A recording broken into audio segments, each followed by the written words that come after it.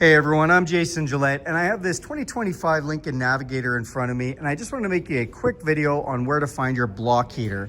So obviously we're going to open the hood, and then right up front here is the block heater. You can see that clearly.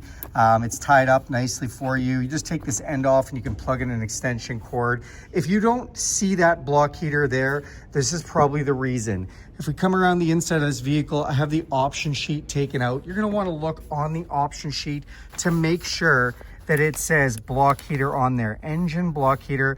In this case, this one was $375. So if it's not on that sheet, then the vehicle likely does not have a block heater.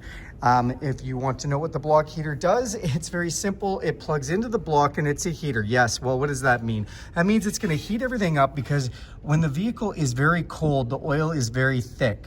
So you basically want to plug this in at anything -5 Fahrenheit or -15 degrees Celsius or below. And then that's going to warm up that block and make it easier for your engine to start. It's particularly going to make it easier on your battery. As your cold cranking amps go down a lot, when it gets colder than those temperatures, you can actually lose up to 30% battery life. And if this battery is low for whatever reason, you left the light on or something, maybe this isn't sitting at 100% when you hit into winter, maybe it's only sitting at 80%, then you lose 30%, now it's only at 50%, and now you're asking it to turn over this motor with really thick oil in it that's very cold when it's cold outside. So do your battery a favor, do your engine a favor, plug in your block heater when it's colder than -5 degrees Fahrenheit, -15 degrees Celsius. It's going to save you on fuel and just be easier on all your components and everything else. So now you know what I know. Do me a huge favor and click subscribe to this channel. Go ahead and hit a thumbs up if you like this video.